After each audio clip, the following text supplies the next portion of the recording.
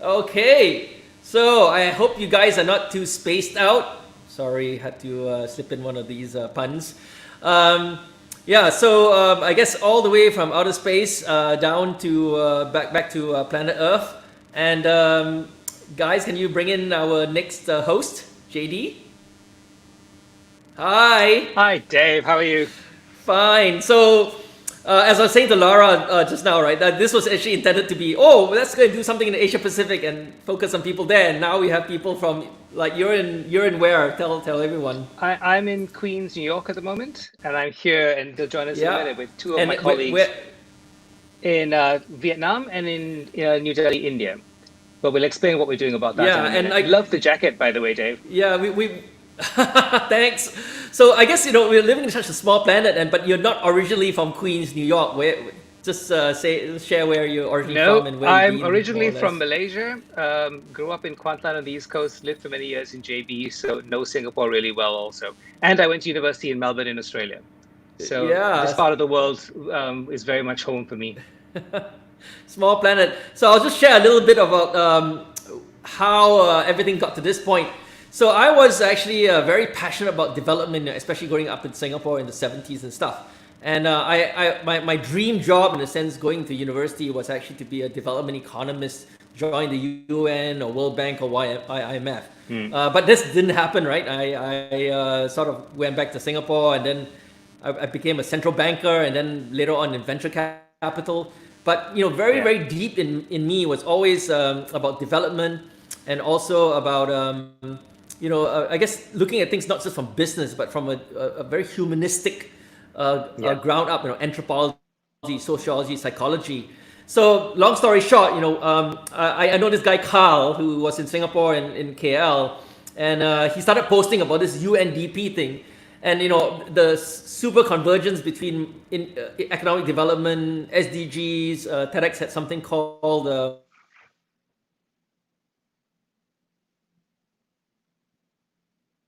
on. Yeah. The screen went blank for a while. It So did. anyway, Yeah. yeah. So all this development, and then you can see. I think everybody might have seen this map of the world, and then this little circle in Asia, and it says something like what, like half the poor population lives in this little circle, right? And Yes. I remember in the early days in the 70s, we couldn't even go into neighboring countries around Southeast Asia, and they're literally Yeah. 1 hour, 2 hours away because they were communist. And Yeah. then we grew up this generation of Cold War, and suddenly everything opened up. And okay, things took time, but there was a certain tipping point, maybe about 5 or 7 years ago, where you have this young generation of people in Asia. Yeah. And I remember staying with one of them in Sydney when I was in school there, and the guy was from Ho Chi Minh, and the woman, well, so he was from Hanoi, and his partner was from Ho Chi Minh, and Mm.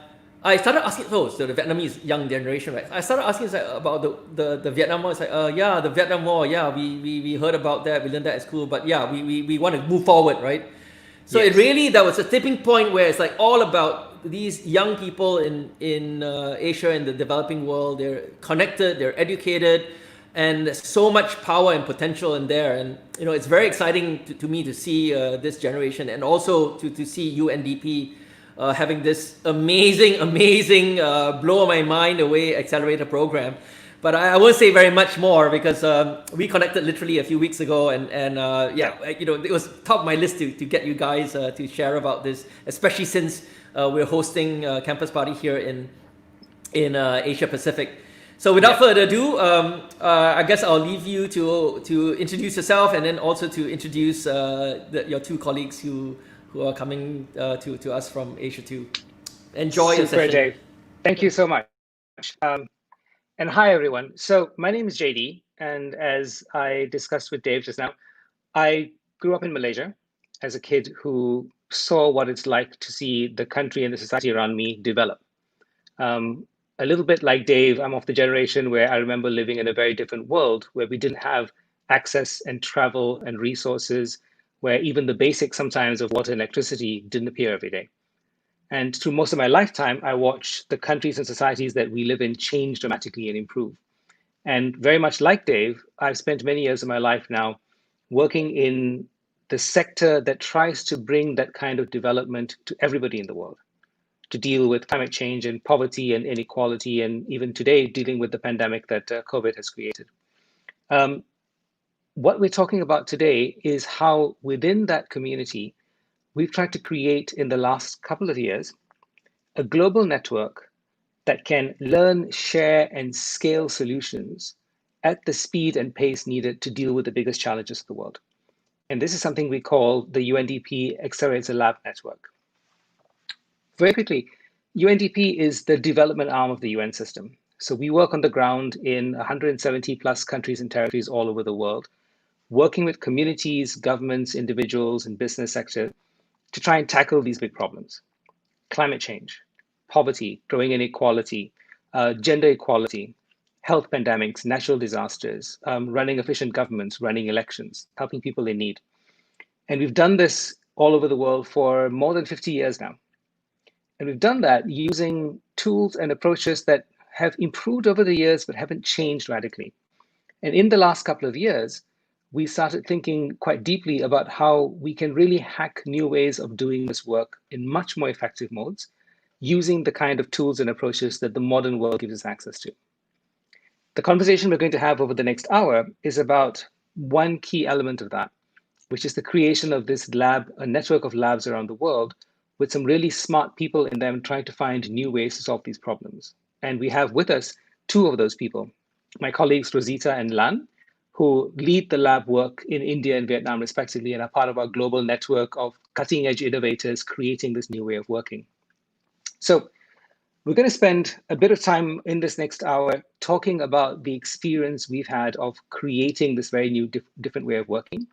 Some of the interesting stuff our lab network is working on around the world, and also some of the ideas of where we can take this forward over a couple of years.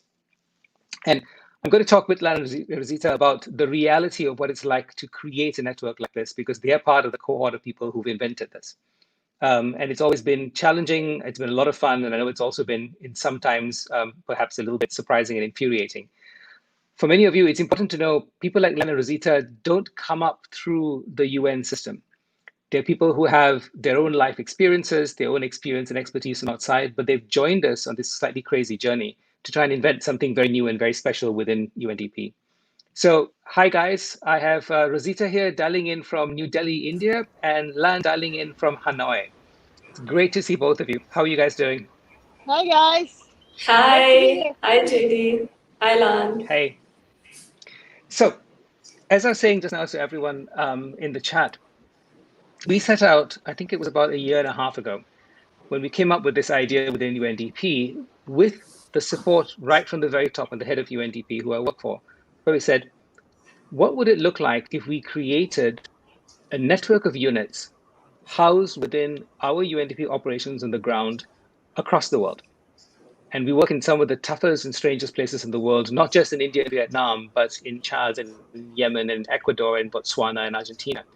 And what would it look like if we created a set of teams in these countries equipped with skills to go out there and find and source and scale and test solutions for the problems the world is facing? And we let them loose, and we let them loose as a collective network and got them to learn and share amongst themselves.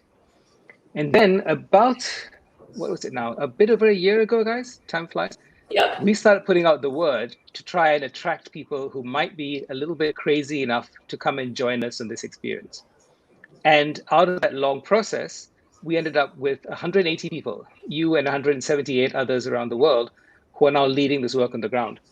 And one of the first things I wanted to kick off by asking you is, as two people who don't work within UNDP, you're not lifetime bureaucrats like I am, what was it about this idea that attracted you? What made you decide to sign up on this journey with us? Rozita. Yes, JD. So it's kind of surreal actually even speaking about it, because just same time last year, I was interviewing for this position. So it's amazing that, now it's how time flies. But for me, really, this position, I actually recall the moment when I had applied for it. I was not here. I began my sustainability journey and career in New Delhi in a policy think tank working on climate change. But then I had kind of moved on, and I was in the Netherlands for 3 years working on circular economy. And it is there where I actually saw, the recruitment advertisement. It was very fancy titles. I think that's the first thing that attracted me towards it. Of course, I was like, hey, exploration, experimentation, mapping, what are these guys talking about? So I got very intrigued by it. But jokes apart, I mean, it was also a bit of a homecoming for me. So I was in the Netherlands, I was enjoying my job, but something was missing. And I was missing the development sector, because that's where I started my career. And so this was totally like something like a homecoming call for me, almost. And I really felt deeply that it's time for Asia, it's time to go back, and it's time to really hands-on work on, sustainability and making the progress towards SDGs. So that was my story. And one thing about that also that's interesting is when we set out to create these labs, we deliberately decided that in each of these countries, we were going to hire nationals of that country, people who came from there. Because part of the intuition we had was, if you're really going to go out there and connect with your local communities and ecosystems to find and engage, you needed to kind of come from there. And that's also unusual in the UN system. We tend to sort of send people into different countries to work. And in this case, we said, no, we want people from here. But they weren't necessarily people who were there at the time. And I think, like you, Rozita, a huge number of the people we ended up hiring were people who were working overseas themselves as expats, and who just found this opportunity to come back home and do something cool in their home country. And you also mentioned, before I turn to that, you mentioned the fact that the titles are quite unusual. So what is your job title at this point? So my job title is I'm heading the solutions mapping role in the Accelerator Lab India, along with my explorer and experimenter. So it's really another element that I liked about this job. It's not really about the individual itself. So while I was applying to this role, my recruitment exactly this week, last year, was a group recruitment as well. So they wanted to see how the team really works and together. And I am a team player, and I always believe that, the team really needs to work. Doesn't matter how individually awesome you are, you have to be awesome together as a team. So we hired explorers, experimenters, and solutions mappers in 60 countries in the world all at the same time. And one of the other ones of that is Lan, who is in our Hanoi, Vietnam team. Hi, Lan, how are you? Hi, JD. Hi, Rozita. Yeah, I'm great. It's sunny here. I'm feeling great today. Yes. So tell us about, from your side, what brought you into this, and also tell the folks out there what your job title is. Sure. So my job title is Head of Exploration. It's also quite big as well. And it was one of the catchy things that brought me here. So in terms of why I chose this job, I was trained a development economist from the US and UK. And I came back to Vietnam and worked for the Ministry of Science and Technology for over 6 years as a policymaker. And I made policy for technology commercialization and startup development.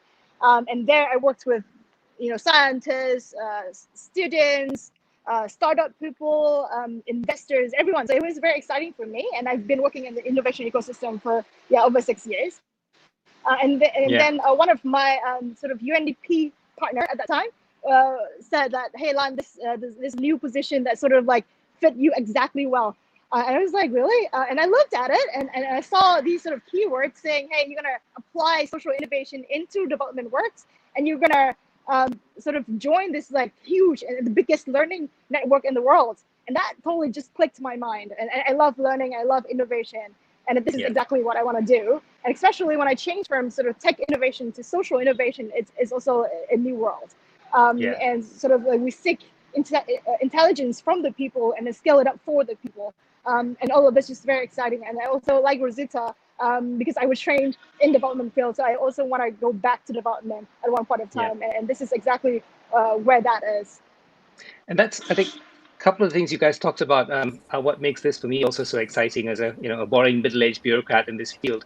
One is we set out explicitly on this journey to build a learning network. So the idea was to try and build a network of people, an ecosystem all over the world that learns faster than we as an organization or we as a sector have learned before.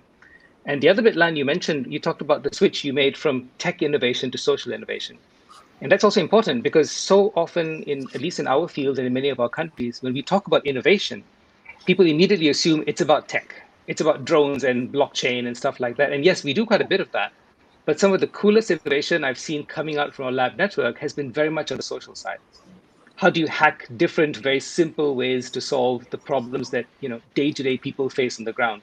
And I think we'll have a chance as we go along to talk about a few examples of those, including some of the work our network has been doing over the last few weeks, very quickly hacking together solutions for what we're all facing with the COVID pandemic as well. So we'll get into that in a minute, but let me sort of roll back again to the story. And Rozita, it's funny that you mentioned that it was a year ago this time when you guys were all applying for these jobs, because it was also for us within the organization an incredible period. We put these advertisements out there. We said, hey, we're looking to hire a whole gang of solutions mappers, explorers, experimenters. Come join us. And it's always a bit that moment in time when you kind of send out the invites for the party and you're sitting there wondering if anybody's going to turn up. And what happened at that point was people turned up. We had, I think it was 8,000, 9,000 people around the world applying for these jobs. And I can tell you how exciting it was when we saw the kind of profiles.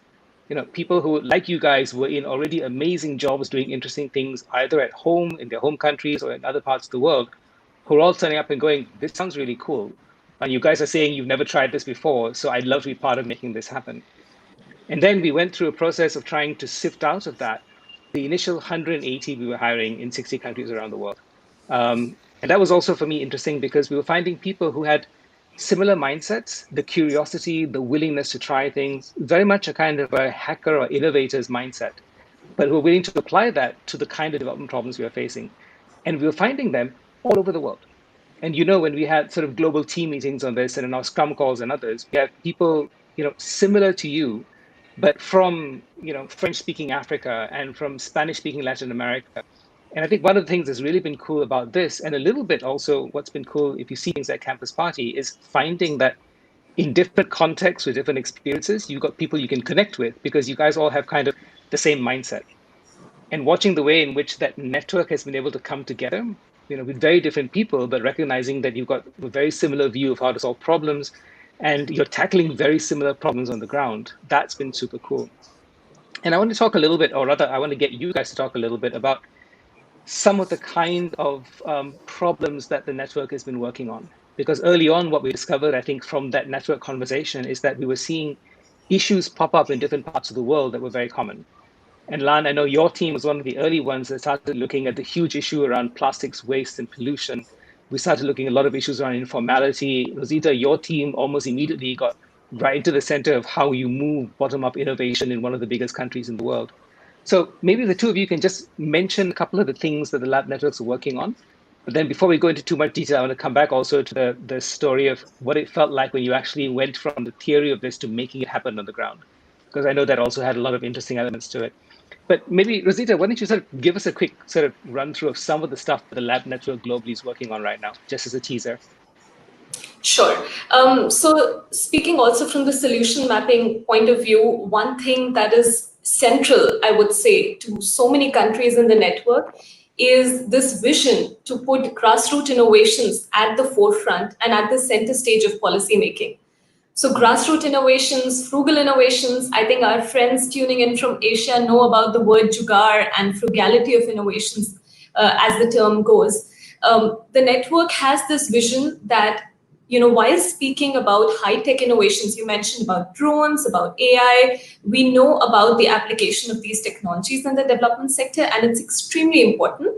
But leaving no one behind is a philosophy that we are following at UNDP. And just with that principle, we have been trying to focus on user-led innovations, as we call it, and how can these actually enter into the mainstream of policy making. Just to give you an example, we have a huge network that originated in India and kind of is now at the regional and global level, which is the Honeybee Network, led by Professor Gupta, who's also the partner of UNDP Accelerator Labs. And the network is now working closely with this team of, documenting, first of all, which is the first step of these grassroots innovations. Where do you find them? How do you find these grassroots innovators? And then how do you really put them or pitch them in front of your policymakers? to get their innovations really applied. So that is something that is, I think, centrally connecting all the countries right now that we are working on. And other than that, like you mentioned, there are such amazing examples coming up from the network. I really like what Team Zimbabwe is doing with the informality theme. Again, Asians can relate to this beautifully. Like, informality is to us a kind of a very active feature of our cities, of our country. And sometimes it's seen as a barrier. And Zimbabwe team is trying to see it as a positive feature. And how can you then work with the informal sector as your partner and not as your beneficiary? So I like so the informal sector, sorry, right. just to kind of explain for people who may not be familiar with the terminology, sure. The informal sector meaning the people who do the kind of, unofficial jobs on the street, yes. Street vendors, people who work in the cash right. economy, including now in the right. modern era, a lot of this is the equivalent of the gig economy. But in many exactly. parts of the developing world, so much of what people do on a day-to-day basis is kind of informal. It's undocumented, it's ad hoc, it's people just doing stuff. And we've always had a difficulty connecting into that informal sector. Right. And that's one thing the labs have been very good at doing. Yeah. Right. So, picking up topics like these that were always at the fringes of the policymakers or the development space and really bringing it close to the core of where you're working is some of the examples I can think of. And the last example I can probably mention is the work on air pollution that a couple of labs are working on. So we in India, New Delhi in October or November every year, we have this very bad seasonal round of pollution where we have a smog situation. It became really worse than even Beijing last year. And that was a matter of concern for us. So it was just something that we had to pick up as a lab. And we had just joined in and we thought it would be really not right if we don't pick this up as a theme. And then we realized that this is the same issue that Ukraine is also facing. And that is the beauty of the network, because if I'm sitting just in a silos, I would never get to know that this same problem is being faced in these geographies. And they're already experimenting with some solutions and I don't need to reinvent the wheel. I can simply learn from them and leapfrog. So I would say that is the beauty of the network. And so much of innovation right now, again, coming back to the way this concept rolled out, really is smart people. And people like Dave, they're amazing at that. You know that innovation is actually about very rapidly learning what other people are doing, building off that. The idea that innovators are kind of individuals who lock themselves up in a garage and come up with something on their own, that's not really how it works. Most innovation is a very collective effort. And I think that's where we're seeing, particularly with the labs, our ability to collectively come out with new ideas, speeding up so much because we're all coming together at this at the same time. And you also mentioned the grassroots innovation, which is, I think, an important part of this. One of the things I liked about the experience when we first set up the teams and we started doing the training was the training we did on going out there and mapping solutions. Walking out into your local community, walking out into a market or a neighborhood and training your eyes to see people coming up with day-to-day innovations that could be very small and very almost trivial seeming. But when you see somebody finding a different way to solve a problem, if you have the skill set, you can start thinking, all right, how can I now take that and apply that in a different place? How can I take that and scale them up elsewhere? And that ability to go out there and explore and map solutions, I think that's been a big part of what this has brought to the big challenges around air pollution and climate and plastics and other issues we're working on. And Lan, a little bit from your side as well. I mean, just having come off the last session where they were talking about space exploration, I think the fact that head of exploration is your job title has a pretty high cool factor as well. But what does that involve on a day-to-day basis? What do you actually do? Actually, I think that's one of the biggest sort of title that I've ever seen. Experiencing it is also quite interesting as well. So in our title, it said, okay, you guys are going to do horizon scanning, you're going to work with data, lots of data, new types of partners, and see how you can bring them in to your work. So basically, my daily job would be just to seek out, to see what are the trends, right, in certain challenges that we are working at, and who are the new actors and partners, and what are the new data in there. So just to give a small example of that, one of the topics that our lab has been working on is waste management. And then we were assigned a job by the city government that we are working with. They said, okay, so we've been working on waste segregation for over 10 years now, and it doesn't work. And we don't know why it doesn't work. It So works we in go out. Singapore. It doesn't work in a lot of the rest of the world. True. Okay. So I mean, Yeah. so we at the time we were like, okay, so we're new to this. What do we do? And we Yeah. learned these new social innovation methodology, right, called behavior insight. And we said, okay, how can we apply that into our work? So I was a head of exploration. So I was sort of going out and see how do people apply that different places in the world. How can we learn that into Vietnam and into visualization issue? And there are a few of them that's quite interesting. So I bring that into the lab and we try to see if we can bring in a solution like that to the city. So we run a 1 month experiment and in 3 phases. Each phase lasts for 10 days. So we test different assumptions. In the first assumption, we bring in the design of the bin that the waste segregation bin that the city envisioned before. It's just a normal bin and said, this is recycling bin, right? So we bring it in for the first 10 days and observe the people there. And observe from 6 a.m. to 9 p.m. to see how people actually use those bins. And guess what? So this is a bit like a police stakeout, sitting there the whole day and watching people use garbage bins. Yes. It's very fun. And we actually observe like who are using these bins. Are they like men or women or kids, like old people, young people? And are they like wearing sort of home clothes? Are they going to work and sort of throw the trash out? So it's very interesting. And with 10 days, we didn't see any change in behavior. And for the next 10 days, we said, okay, this is what the city told us, that the citizens, are very, very well behaved. So if we tell them what to do, they do it, right? So we put out a lot of posters and we tell them, okay, so these are the recycling bins, please use it. So the next 10 days, we see people actually increasingly using these bins, but they put also all the wrong trash in the recycling bins. We're like, okay, so it's not like what the city has assumed this experiment to be. So what do? So we go around and then we seek for local solutions. And we found that women's union, this is sort of the new partner as well, we found that they have designed some of the very cool looking bins that see through, and they have like small enough holes that people can just throw in their plastic bottles. So we said we can maybe scale up these bins to hold not just plastic waste, but also metal waste, also paper waste. So we designed that bin and we put it in for 10 days. And guess what? After the 10 days, we see the number of people using the bins increased by 5 times. And the amount of recyclable trash that we get increased by 4 times. And like about over 95% of the people using these bins suggest to recommend the bins to be rolled out in the whole city.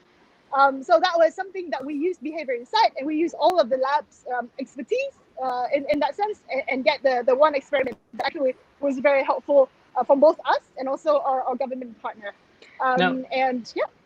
The thing about that for me that's really interesting is, we know that plastics pollution is a major issue around the world. It's an issue, and we talked about this with our lab teams. It's a major issue in sort of island countries and coastal countries like Vietnam and Indonesia and the Philippines and the Pacific, because you see all that plastic waste ending up in the oceans. But it's also a huge issue in interior cities in India or in Africa, because of the way in which those plastics then end up clogging all the cities we live in. And often we think about coming up with an innovation to deal with that plastics. Very often I think in our world, we always sort of talk about, okay, can we create some cool new machine to process garbage, or can we experiment with microbes to break plastics down more quickly? And all that's necessary. But the bit we sometimes miss is if you could just figure out a smart way to get people to separate their waste at the start, you're dealing with a huge part of the problem. And having you guys like investigators out there just watching what people do and tuning the way in which we use a simple thing like garbage bins to get that part of the puzzle solved, so that then the whole recycling machinery can work. I mean, that's a place where I think something that looks very small and trivial almost is actually incredibly powerful, because it just changes the way the whole system works. If you can just get the waste into the right receptacles to start off with, then the whole rest of the system to recycle it, process it, collect it, etc., that can work. And that's the kind of innovation that really is changing the world. And so the thing for me about this that's very cool is the innovations that are changing the world aren't the kind of things that always end up on, a patent application or, a TEDx stage or something. It's the little tweaks you can work in the systems if you have the perception and the skills to see what bits need fixing. And that's where the skill sets around exploration and experimentation and sense making, going out there and actually watching the reality of what happens, that becomes really cool. Now, I did also want to talk to you, and then I know we want to open up also to see what kind of questions people want to ask about this strange experience. But I did want to talk to you in a minute about the real experience of trying to do this within a big global bureaucracy when you're surrounded by lots of people like me who kind of think we know how to do this because we've been doing this for a long time. But one of the unfortunate things with a call like this is we're only able to have 2 or 3 of us on the line at the same time. But you guys are part of a huge network and a family of these experimenters around the world. So maybe what we can do for a minute is roll the video that all your teams put together when we launch the labs, and give people a sense of who the lab teams are all around the world. So if the video is ready on cue, maybe we can just run that quickly and have a shout out from all the other people in our lab teams around the world.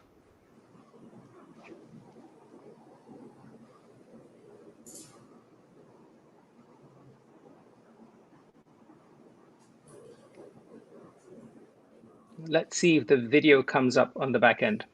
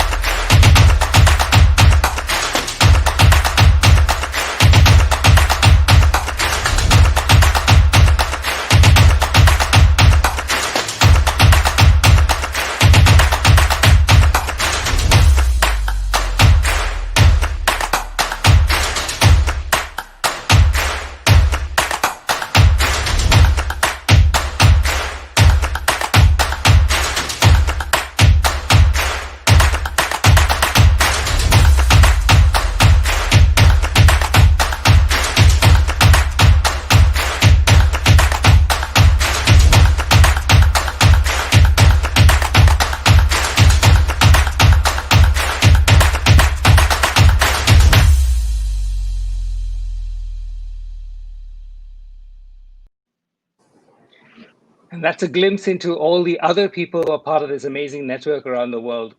And I know it's funny because Rozita, Lan, when you look at the faces in that video, a year ago, a lot of these people were probably strangers to you, but in this intense year, I know you've got to know a lot of them very well, even though most of that interaction has been virtual.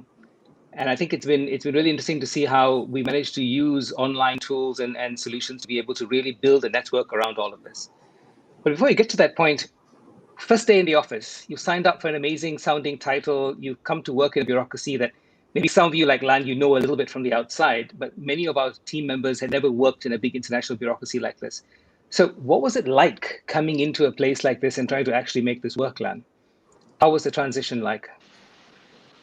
Well, like I said, because I worked for the ministry for over 6 years, so that's a lot of bureaucracy there as well. So this is actually nothing compared to that. However, there are a few things that sort of still shocked me. Because like we brought into UNDP as sort of, okay, we're gonna change like the way people work, right? So we want to do that very fast as well. And we went into these meetings and we said, okay, how about we go and bring these methodologies into this project in waste? And people there who were in charge of like millions of dollars of projects and who have like big government partners, they suddenly said, oh no, testing, experiment, what are you guys trying to do? Don't touch my partners, don't touch the vulnerable people. They can't deal with this. This is like serious deals. This is not your playground. So that was, and we were like, then how are we going to do this job? So that was sort of what was shocking to us, because when we brought in here, we thought everyone was ready. But then it took a bit of time for us to sort of showcase what we do, and gradually we still get integrated into the office. Because one of the biggest things, if you want to be an innovator, is learning that it's not always about having the different idea. It's about being able to bring people around, being able to work your way through a system and shift the system to create the space to innovate. And I think for a lot of people who work in, by themselves and small startups, it's a very different environment. But if you have the ability to shift a big system, you multiply the impact and the force of what you're doing.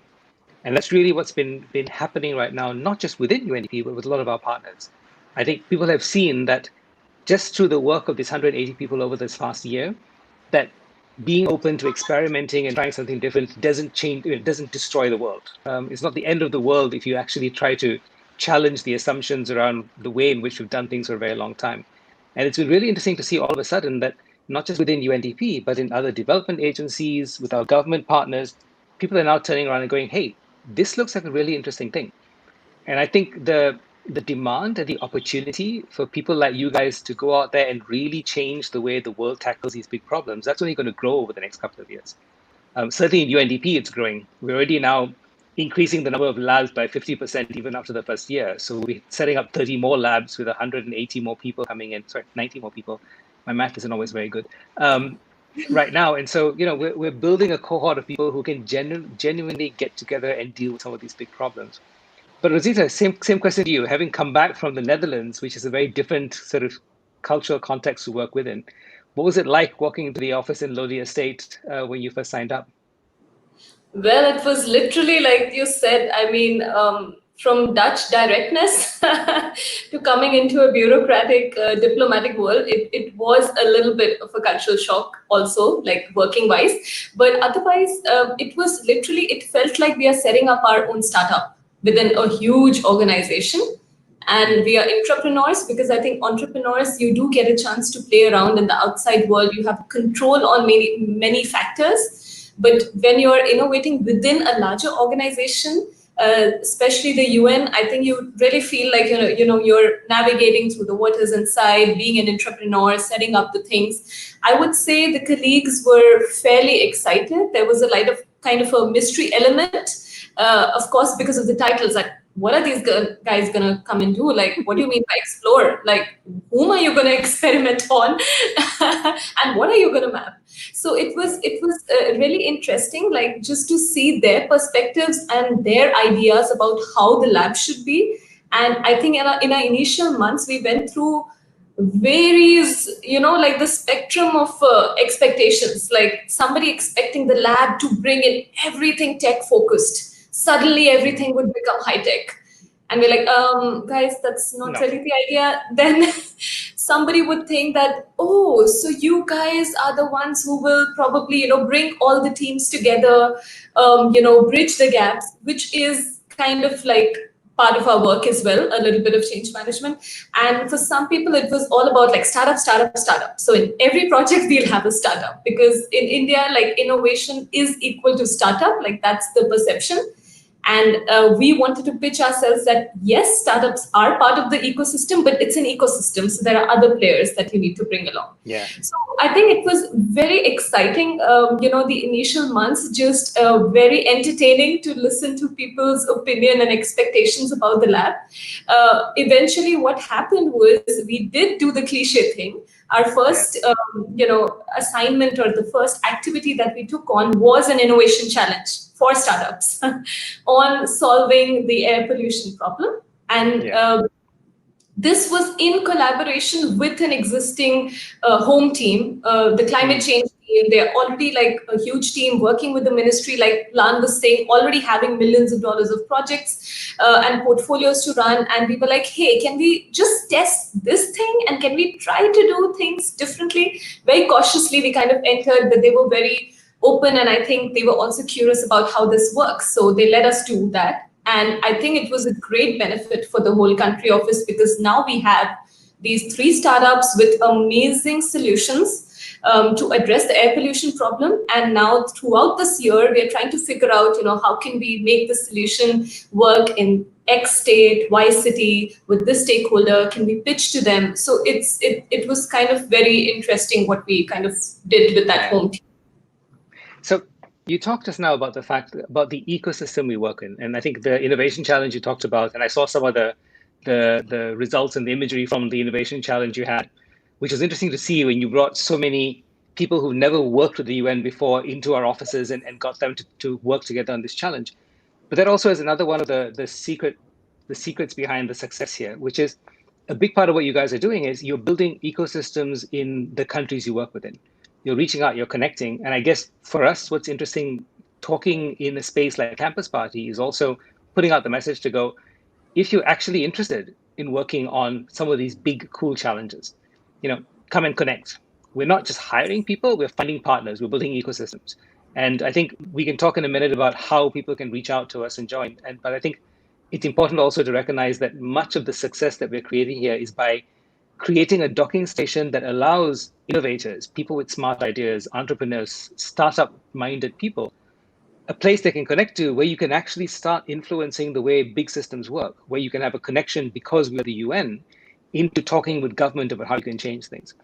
There's a lot you can do as an individual, as an innovator to solve small problems, but you really want to go out there and change the world. You've got to actually engage with the machinery and the structures of how the world works and figure out how to hack that.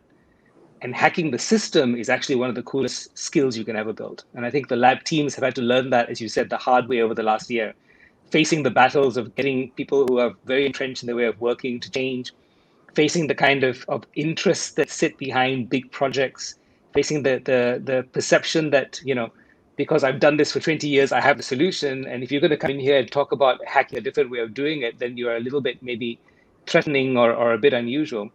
But we've learned, I think, as a network, how to navigate that. It's kind of the ninja art of hacking bureaucracy.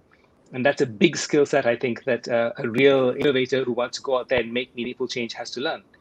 Because these big bureaucracies don't just exist in the UN. They exist in big companies. They exist in research institutions. They exist in academia. And that's a skill set I think a lot of innovators don't learn until much too late. So I'm also going to check and see with Jalen and see if there are any questions or comments coming in from the people listening in about what we're doing. But Rozita, Lan, maybe Lan, you can also talk a little bit about how we're connecting to people, not just through innovation challenges, but in the ecosystems we're creating. And also for the people out there who are interested in finding out more and particularly connecting with you guys and the other people in our network, how can they find us? Where do they look for us online? Sure. So we have our own AustralAsia lab in the global team. We have the website for that. We also have like fan page and everything, so you can follow us in that. But in each of the countries, we also have our own programs. For example, in Vietnam, and I know in Malaysia, Sudan, and a few other places, we're building community of practice. So these are the people that we are going to transfer a lot of the social innovation approaches to. In Vietnam, we're building the Vietnam Labbies network very soon, and then we gotta sort of recruit a lot of these people that are interested in things like behavior insights, collective intelligence, system design, all these cool things, and we want to help them to actually apply that in their own projects. Yeah, and I think one of the nice things also about the way the lab teams have worked, and I know the team are putting up now both the website address and the Twitter link, is the teams have also been sort of encouraged and trained to work out loud.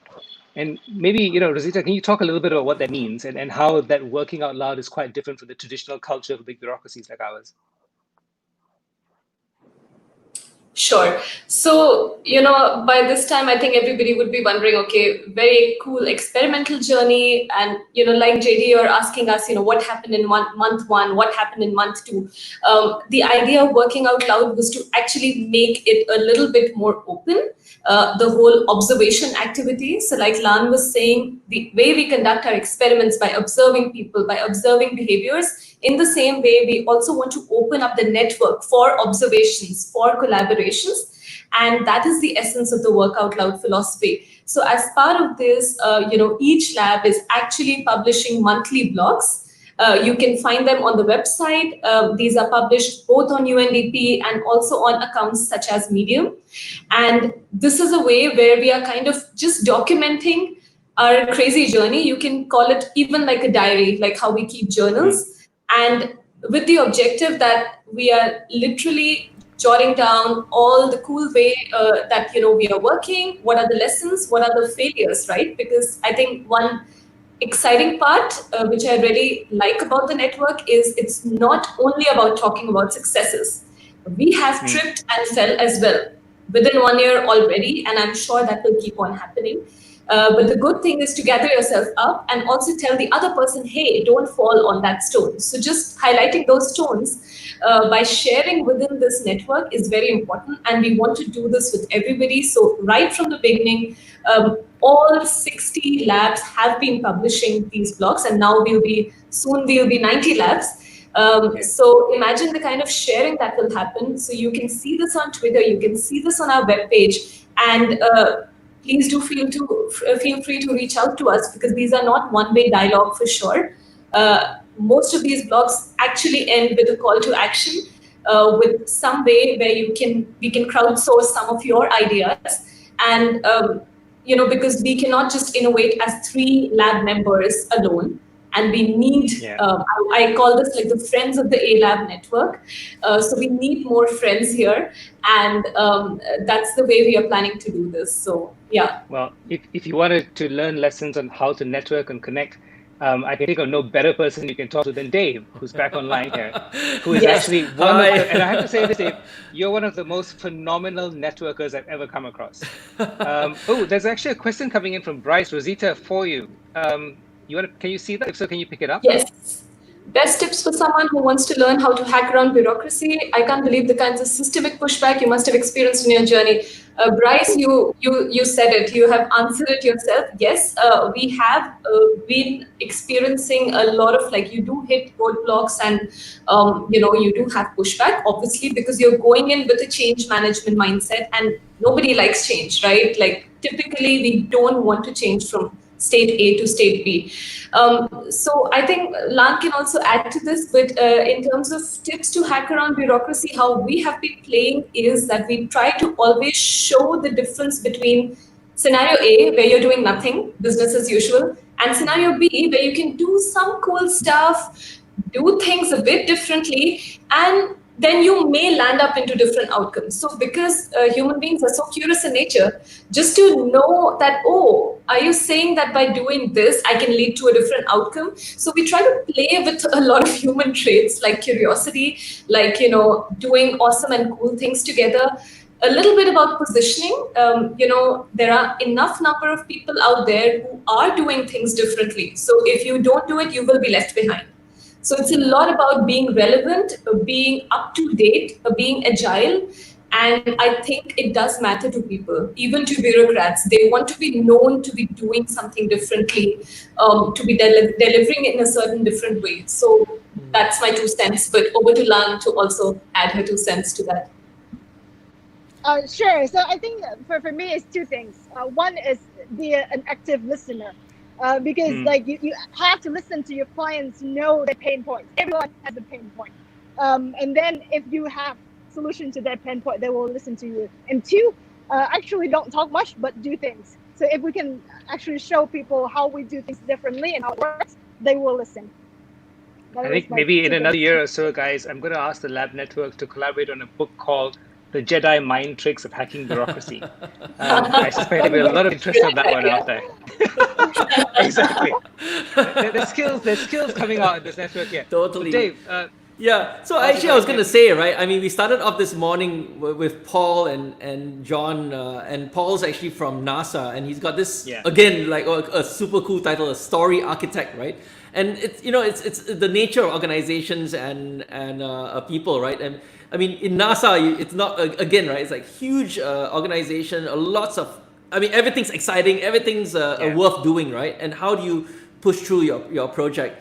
And, storytelling, he was saying, like, obviously, I guess many of us go to university and everything, and we tend to be very left-brained. So there's a lot of charts and data and stuff. But then in the end of the day, people also are very moved by stories. So he was saying, like, how it's such an important thing in NASA to actually paint a vision of this future and make it understandable, more from a storytelling point of view, and hit your emotions. So that's an equally, I guess, you look around and not many people are doing it, but once you start storytelling meaning and you engage the spirit, you engage the human energy, and not just the brain, right? So that's if you haven't caught that session, I would highly recommend you go back and it's available on demand. Yeah, super cool. And speaking of stories, I think one of the important things also that we always need to come back to in the whole of Campus Party is the fact that we're doing this for a purpose. We're all getting together here. We're exchanging stories, exchanging experiences, what we're doing. But the purpose behind this, Dave, you can talk a bit more about as well, is to really support some of the best stories out there about people really doing cool work. You want to remind people why we're doing this? Yeah. So okay. So let me tell you a little bit of a story myself, right? So 2 years ago, a campus party came to Asia for the first time, and then they asked me to curate it. And then I thought, like, look at what's happening around innovation, right? And again, resonating all of it. Innovations about startups, innovations about venture cap, innovations about getting listed, and then obviously there are people who are doing innovation for impact and for nonprofit, and it sometimes it almost resembles like charity, right? So that's another thing altogether. And then you have people who are just doing innovation and they don't even talk about innovation. They're just trying to improve lives or faster, cheaper, better and stuff, right? And they don't exist in the vocabulary. And I guess to me, one thing is like, we seem to be overemphasizing a lot about this venture capital and stuff, but then there's a lot more impact and a lot of things which are worth doing. But it doesn't fall into that category, right? It's not something that will escalate up, in 3 years and then, wow, 1 million people, right? I mean, in a sense, it's quite an unrealistic expectation. So I think that's one thing that it's quite dangerous in a sense, and as you were saying, like, it's about technology, it's about startups. Like, no, it's not necessarily about that, right? It's a mindset. It's a mindset you can apply with the coolest tools in the world. It's a mindset you can apply with the smallest tools in the world. But it's that mindset that changed the world. And also now, Samuel just asked a very important question, which we were going to talk about and never got to. So we created these labs. We set up the network late last year, and we set them off and we said, right, go out there, find big challenges, start, hacking solutions, start experimenting. And then round about March this year, I know the lab network got a message from me going, guys, there's a bit of a pandemic going on right now. We need to talk about a pivot. And so the entire lab network then actually pivoted to starting to work on the pandemic. And I think maybe in the couple of minutes we have left, I know that we need to wrap up quickly, Dave, but I can ask Rozita maybe to talk very quickly about that pivot and what we started to do to find bottom-up solutions around the world to deal with different aspects of the pandemic. And maybe Lan can add some experience on that one as well. Then I'll hand over to you, Dave, to wrap up very quickly. Sure. So Samuel, actually, to your point, when I'm reading your question, it was stuff made up of goosebumps, seriously. So you set up a fastest and largest learning network, and then suddenly this extraordinary situation comes in, the pandemic, and it was literally the true test of the network. And I must say this very honestly, because I mean, many people might be thinking it's just a tagline, the fastest and the largest learning network. Actually, the tagline also stood that test of time, and I would say we validated it, and it does stand true. I say this because when the pandemic hit us, while everybody, at least in our country as well, they were going through this virtual shock, right? Because suddenly you're supposed to move from everything being face-to-face, from government meetings, from even how your teams are working together. They were not using Microsoft Teams, or they were not even using those basic collaboration tools, because we never had a situation like this when we are not with our team face-to-face. But because the network has been operating between these 60, across these 60 countries, every Tuesday for us, since we joined the office, every Tuesday is when we meet each other virtually, and it's a ritual, we don't miss it. So every Tuesday we have a network call where we share with each other, spotlight on one initiative, on how the labs are learning and working together. So we were kind of used to it in that sense, and we were able to switch very smoothly all our work almost seamlessly to virtual. Plus, the learning part here really helped, because now if I want to find out that, hey guys, I'm facing this particular situation, my government has demanded this to deal with COVID. What are you guys doing with your government? So that was very helpful, and you could see almost, and even I was surprised, sitting, and we were using the tools like Morale to kind of quickly brainstorm with each other and come up with solutions. And we could really, in a fast way, gather this information and take it back to our resident representatives, to the heads who are interacting with the government, and ideate. Just to give you an example, we made this game called Corona Warrior game, Corona Champion game in India. And it is a simple swipe game, which you can probably, just play to bust some myths on COVID, because the public awareness was a top priority for the government. And very soon we saw that 3 other labs, Cape Verde, Timor-Leste, Morocco team, they picked it up. They translated it in their languages, and within 2 weeks, the same game was being played in 4 additional countries. So this was the kind of speed that we were basically innovating with, and a lot of exchange was happening, which ideally wouldn't happen. Yeah.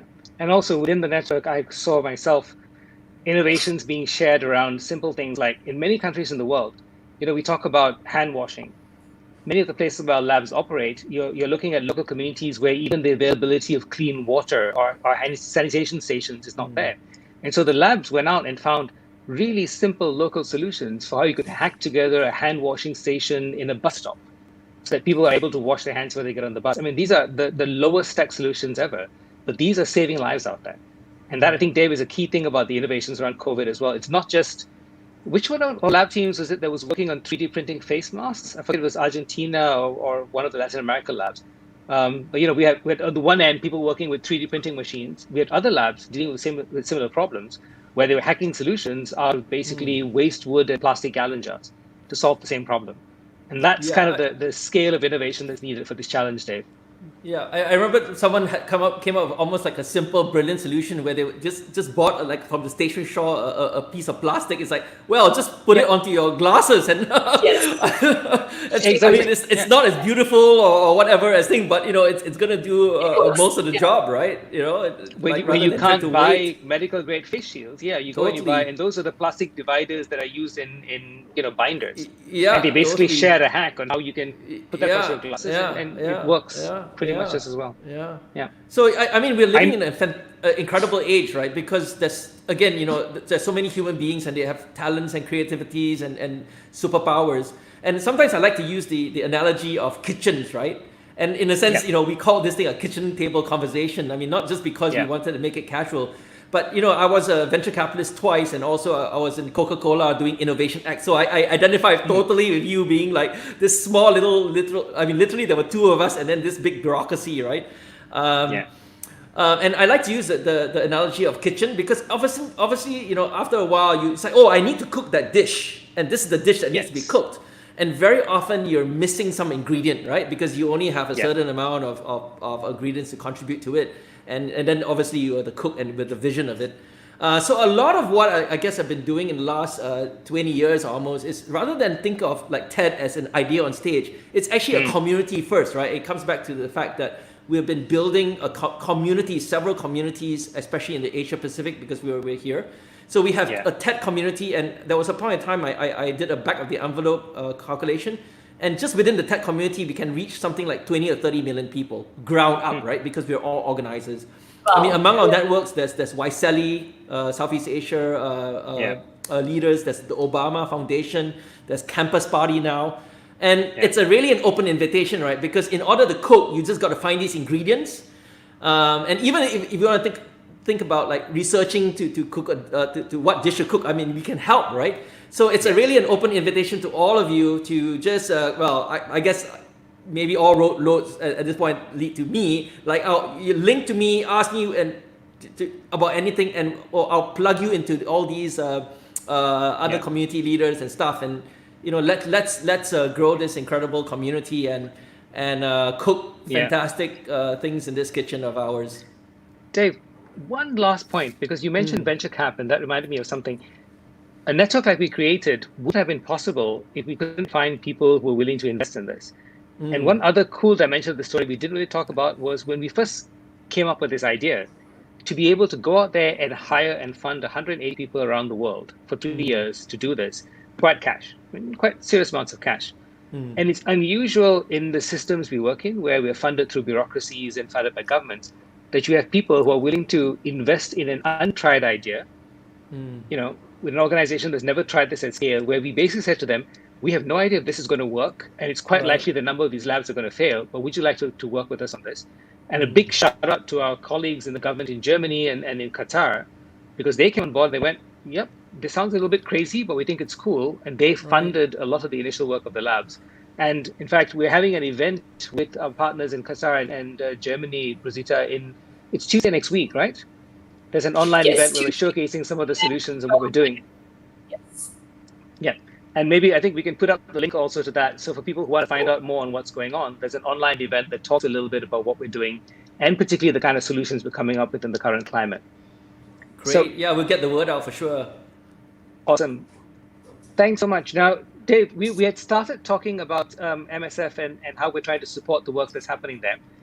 Maybe you want to drop that in as the last comment before we switch over, because I think Daniel's ready to go with the next session. Sure. So, I mean, basically, just to recap, right? I mean, this crazy idea started 3 months ago from headquarters in Europe. And then they rallied 31 countries to do these stages, right? I mean, we're doing one. I mean, there are literally 31 countries doing sometimes even several stages at one point of time. And it's a total of 1,800 speakers over 3 days, which is mind-boggling. And I guess for the first time in the history of Campus Party, I mean, there used to be like in-person physical events in different countries at different points of time. This is 100% global for the first time.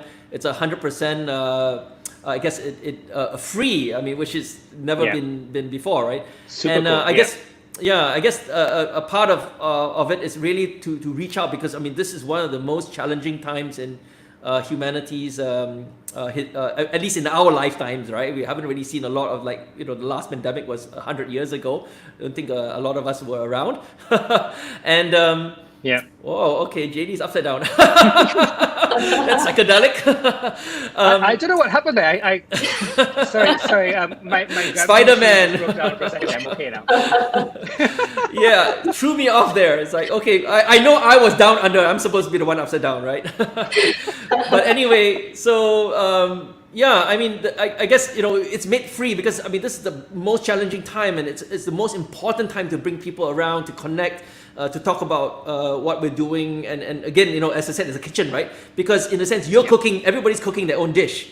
But at the same time, everybody can be an ingredient in someone else's dish, right? So it comes back to give and take, right? Like the more connections you have, the more chance that everyone was going to be benefit. I think this is really the power of community, which is only really possible now with the social internet, right? Because it's no longer about silos and bottlenecks. So to me, this is the most exciting thing about this era we're living in, right? And not dependent necessarily on the institutions. So actually it's free because of that, but also because we all see the frontline doctors and nurses literally putting their lives on the line, and dealing with the pandemic in right in the front line. And not only are they putting their lives on the line, they're putting their families on the line, right? Because I know some of these doctors are even in fear or even going home to their wives and their children because I don't want to infect them, right? And that is really brings you to another level of the situation we're in. And in a sense, we can't even really see them because we are not even allowed to go to the front lines or even near these hospitals, right? And so everybody's very lonely. So the big, I guess, ask and appeal is that if you ever felt like that you wanted to do a little bit to contribute because you can't do it in person, please consider giving a little contribution, whatever you can afford, right? I mean, no amount is small or big enough. And there are buttons on our website, so just click that. You can donate in any currency, and just choose where you're from and make a contribution to all these cool heroes out there. Thanks a lot, Dave. And listen, huge thanks for us for the opportunity to come in and talk to you guys. Just as a last message to leave with, believe it or not, if you want to see some really cool innovation, you do sometimes find it hidden away in big, boring bureaucracies. So search these teams out. I think they're doing some really interesting work, and particularly in all the countries where we've got labs operating, ping them, connect to them. If you've got cool ideas on how to change the world, these are the people who can help you do it. So Lan, Rozita, huge shout out. Thank you to all of you. I want the Jedi Mind Tricks book next year. So start writing. And Dave, thanks again from our side as well for inviting us. Thanks so much. Yeah, see Thanks you. to the Campus Party team. Thanks, JD. See you, Lan. Thanks, guys. Have a great day. Okay.